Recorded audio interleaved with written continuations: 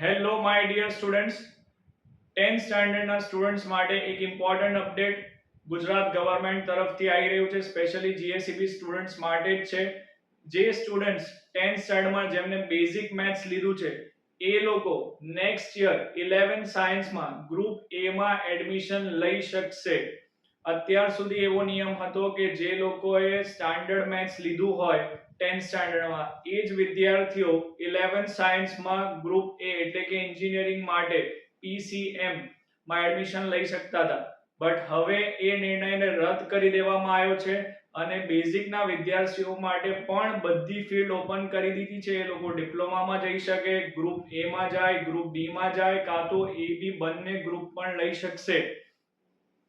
તો હવે સવાલ એ છે કે સ્ટાન્ડર્ડ મેથ્સ અને બેઝિક મેથ્સ વચ્ચે ફરક શું રહ્યો અને સ્ટાન્ડર્ડ મેથ્સના વિદ્યાર્થીઓ જો અગર સ્ટાન્ડર્ડ વાળા પણ બધી ફિલ્ડમાં જઈ શકે, બેઝિક વાળા પણ બધી ફિલ્ડમાં જઈ શકે, તો સ્ટાન્ડર્ડ અને બેઝિક મેથ્સનું કોઈ ડિફરન્સ જ અહીંયા રહેતો નથી. એટલે સરકાર દ્વારા એ સ્પષ્ટીકરણ નથી કરવામાં આવ્યું કે સ્ટાન્ડર્ડ લેશે તો એડિશનલ શું બેનિફિટ્સ સ્ટાન્ડર્ડના વિદ્યાર્થીઓને મળશે. પણ એ નિર્ણય પાકો છે કે તમે અગર નેક્સ્ટ યર 11 સાયન્સમાં એ ગ્રુપ એટલે કે એન્જિનિયરિંગ સિલેક્ટ કરવા માંગતા હોય તો બેઝિક લઈને પણ તમે ગ્રુપ એ માં જઈ શકશો. તો હવે અહીંયા વાત એ થાય તો સ્ટાન્ડર્ડ લેવાનો તો કોઈ ફાયદો અહીંયા દેખાતો જ નથી. એટલે બેઝિક મેથ્સ વાળા વિદ્યાર્થીઓ અને સ્ટાન્ડર્ડ મેથ્સ વાળા વિદ્યાર્થીઓ સેમ લેવલ પર આવી ગયા છે. અત્યાર સુધી એન્જિનિયરિંગ વાળા માટે સ્ટાન્ડર્ડ મેથ્સ જોઈતું હતું, બાયો ગ્રુપ વાળા માટે, આર્ટ્સ કોમર્સ વાળા માટે ગ્રુપ બેઝિક મેથ્સ જોઈતું હતું, પણ હવે બંનેનું લેવલ સેમ થઈ ગયું છે. ઓકે, તો મારા મત પ્રમાણે, મારા સજેશન પ્રમાણે જો મેરિટ અલગ ના બનવાનું હોય કે પર્સન્ટાઇલ રેન્કમાં સ્ટાન્ડર્ડ અને બેઝિકમાં કોઈ ફરક ના પડવાનો હોય તો સ્ટુડન્ટ્સે પોતાની જાતે જ બેઝિક મેથ્સ ચૂઝ કરવું જોઈએ, જેથી કરીને ઓવરઓલ રિઝલ્ટ ઇમ્પ્રૂવ થઈ શકે. કારણ કે સરકારે હજુ આપણને એવું નથી કહ્યું કે સ્ટાન્ડર્ડ મેથ્સ વાળાને એડિશનલ શું બેનિફિટ્સ મળશે. જો ખાલી સેલ્ફ ઇવેલ્યુએશન માટે જો સ્ટાન્ડર્ડ મેથ્સ હોય, ફ્યુચરિસ્ટિક સ્કોપથી કોઈ ફાયદો ના દેખાતો હોય, તો in a shortcut way I can say કે બધાએ જ પછી બેઝિક મેથ્સ લેવું જોઈએ.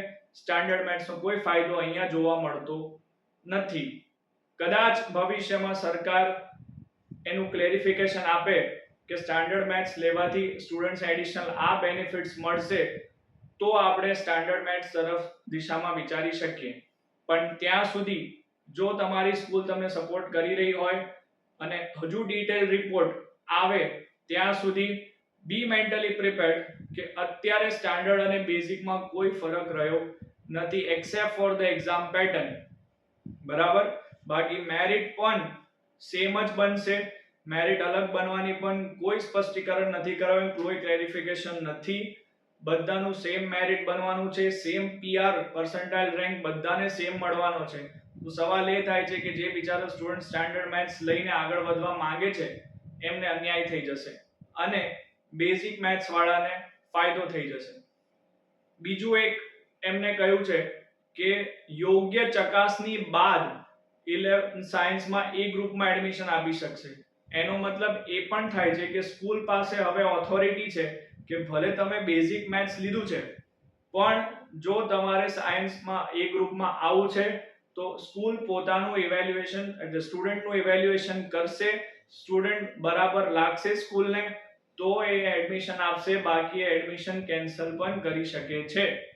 એટલે ખાલી જે જસ્ટ પાસ થયા છોકરા હોય, સપોઝ માની લો 80 માંથી એ લોકોના 30-35 માર્ક આયા છે અને સ્કૂલને એવું લાગે કે આ છોકરો સાયન્સ માટે બરાબર નથી અમારી સ્કૂલ માટે, તો સ્કૂલ પાસે રાઇટ્સ છે કે એનું એડમિશન કેન્સલ કરી શકે.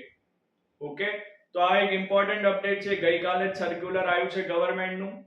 તો બધાએ આ દિશામાં હવે બધા સ્ટુડન્ટ્સે વિચારવાની જરૂર છે. હજુ વધુ કઈ માહિતી મળશે તો હું ડેફિનેટલી તમારી સાથે શેર કરીશ. થેન્ક્સ અ લોટ.